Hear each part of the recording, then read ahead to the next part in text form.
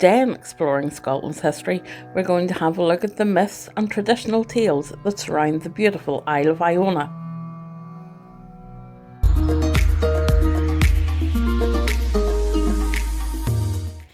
This is Martyrs Bay on Iona. As you can see, there's the ferry. It's just beside the ferry, 2-minute walk.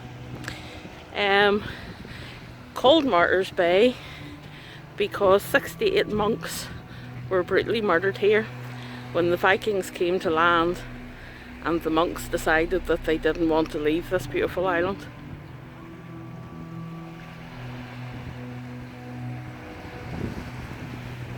Despite the Augustinian nunnery being built here in the 1100s and the Benedictine monks arriving here in the 1200s, this has been a centre of religion and ritual from 100 AD. I'm going to reverse away from the incoming tide.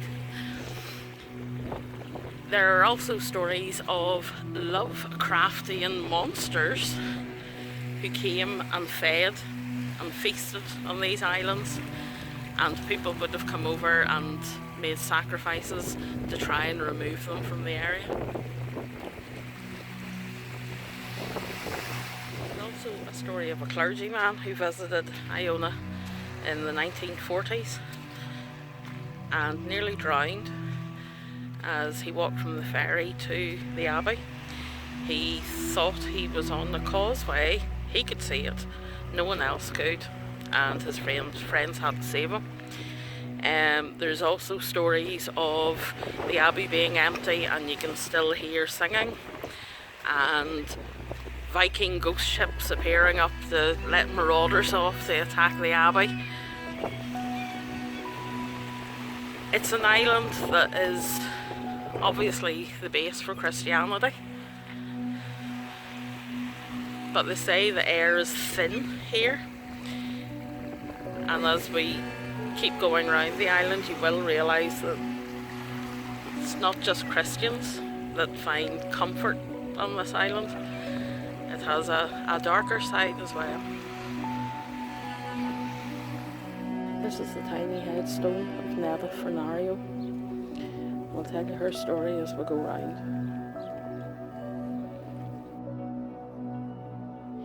This is the most original wall of the very original Abbey. There's a story that when 𝕾𝖈𝖔𝖊𝖘 was building the original Abbey, the walls were threatening to fall due to the devil wanting to stop the building. The only way that this could be stopped was a human sacrifice, and one of 𝕾𝖈𝖔𝖊𝖘's 12 disciples, 𝕳𝖊𝖇𝖗𝖎, offered to take up the task. 𝕾𝖈𝖔𝖊𝖘 buried him alive beside the wall of the chapel. 3 days later, 𝕳𝖊𝖇𝖗 was dug up again and he was alive. So therefore 𝕾𝖈𝖔𝖊𝖘 had to rebury him, and when they reburied him he filled his mouth with soil and begged the ground to swallow him up.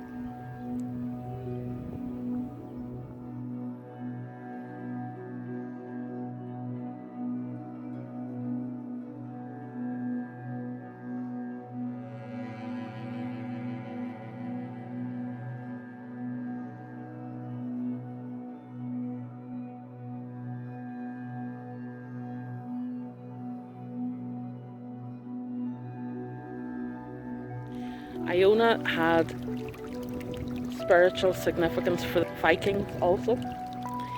Despite the fact they never actually settled on Iona, just along this little brook they have found a Viking boat burial. I wonder, did they realise that the soil expunged their sin?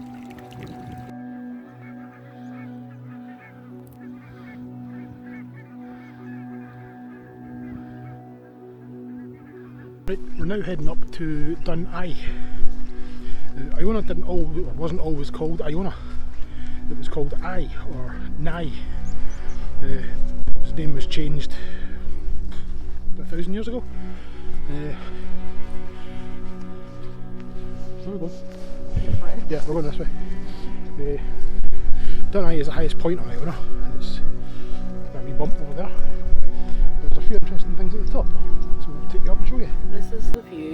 from not quite the top of 𝕳𝖊𝖇𝖗. This is how far I've come. The top's up there somewhere. My vertigo has kicked me twice and I've decided to call it a day. Martin, however, is jumping the last couple of feet up to the top because the ground doesn't move for him like it does for me. But we'll have vertigo. Now this is 𝕳𝖊𝖇𝖗. It's the highest point in the island, and from here you can see all the way around 360 degrees. You've got Columbus Bay on the beach, way down at the south end there. You have the large bay over there, over on the east side. That has another name. It's known as the bay at the end of the ocean, or the other side of the ocean. Because, you know, hundreds and hundreds of years ago, that was as far as they could go. We didn't know there was anything across the ocean. You can also see up north, up to all the white sand beaches, and all the way back across Mull. You can see right across to the mountains of 𝕳𝖊𝖇𝖗, and possibly you might be able to see, that's a bit cloudy. I was thinking you might have been able to see 𝕳𝖑𝖊𝖘, which is a few miles from our house, but it's over that way. Right now, I'm going to find the Well of Eternal Youth.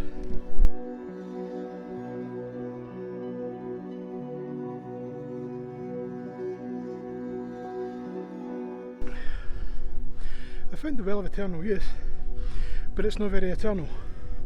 It's dried up. That there is the Well of Eternal Youth. It was apparently blessed by St. Bridget, and she would come and bless it every morning at sunrise, or was it at sunset? One of the two. Anyway, she would bless it every day, and if you were to drink from it or wash your face from it, it had restorative healing properties, and it was known as the Well of Eternal Youth when it's been raining. Yeah. Fail. Right, we'll find Julie and get back down this hill.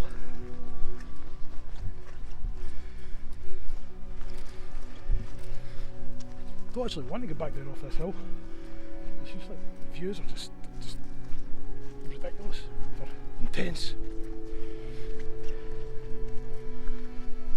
It's just absolutely stunning in every direction. You can see right back down towards the Abbey. And way over there. And you can see 𝕊𝖫𝖫 in the distance there as well. Right across the rest of the Mull. And if you look up there, you have Skye. And you probably can't see it in the camera, but over there, the big lump, that's 𝕵𝑠𝑚𝑜𝑟.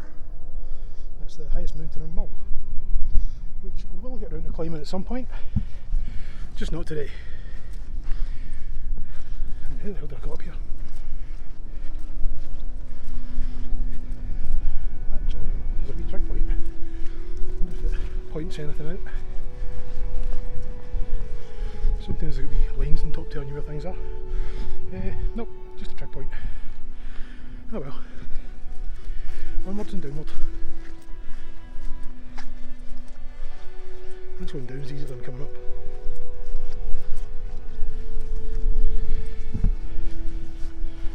But if you're thinking of coming up here, if you're on Iona, it's definitely worth the walk up. It takes about half an hour. Definitely worth a visit. You can put your tongue back in. Easy.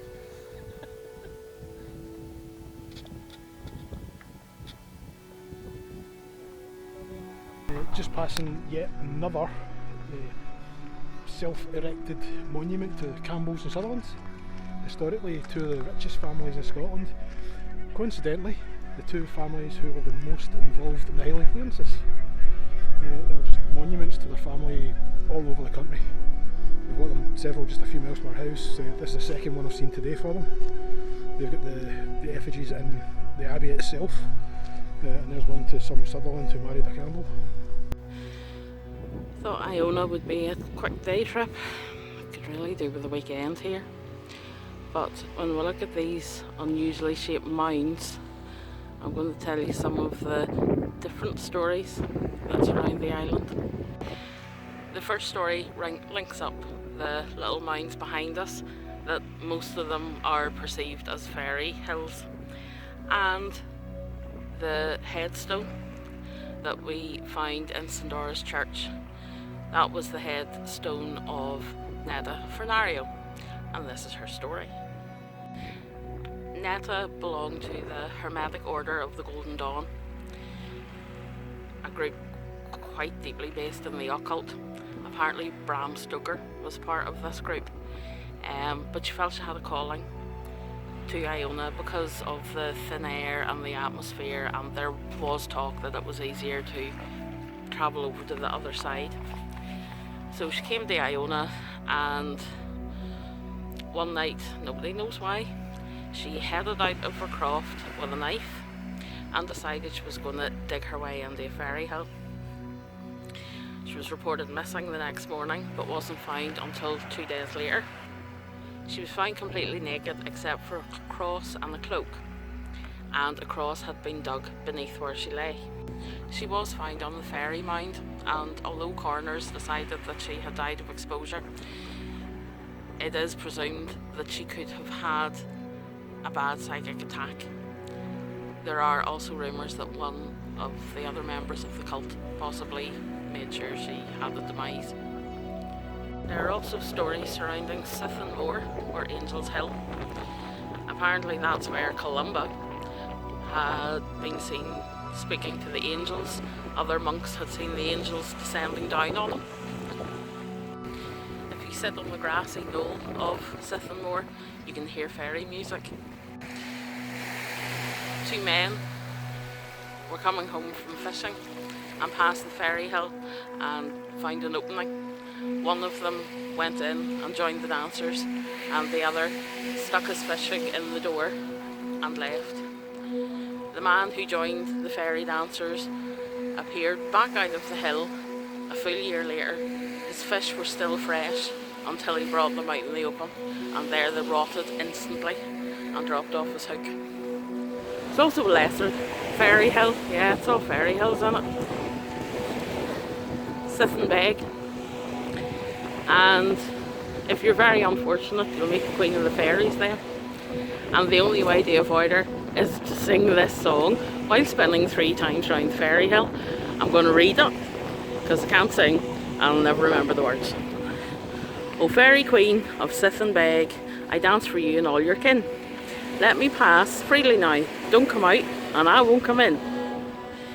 Iona also has a particular green marble pebble, and I see a couple in here.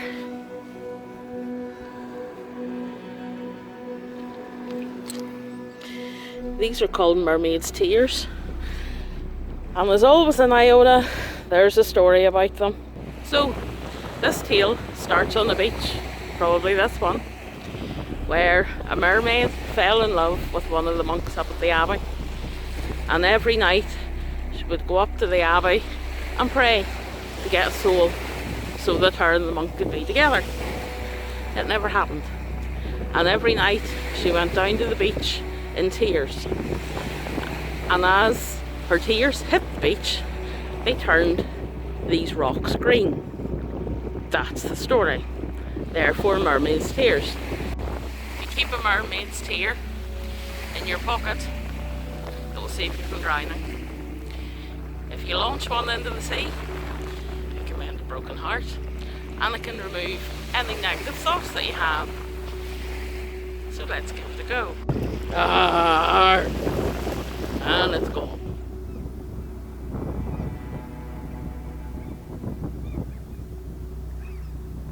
The turquoise of that sea is something to behold.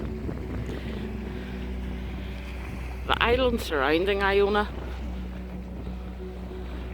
were terrorised by ministers, monks, all heading to the islands to exorcise the seals. Not exercise, exorcise. Yes, it's a thing. Story goes that St. Columba turned anyone who displeased him or who turned down the offer of Christianity, he turned them to seals. Therefore, the ministers had to come out to exorcise them, to take their demons, and also apparently water witches away. Yep, true story. Look at that sea though.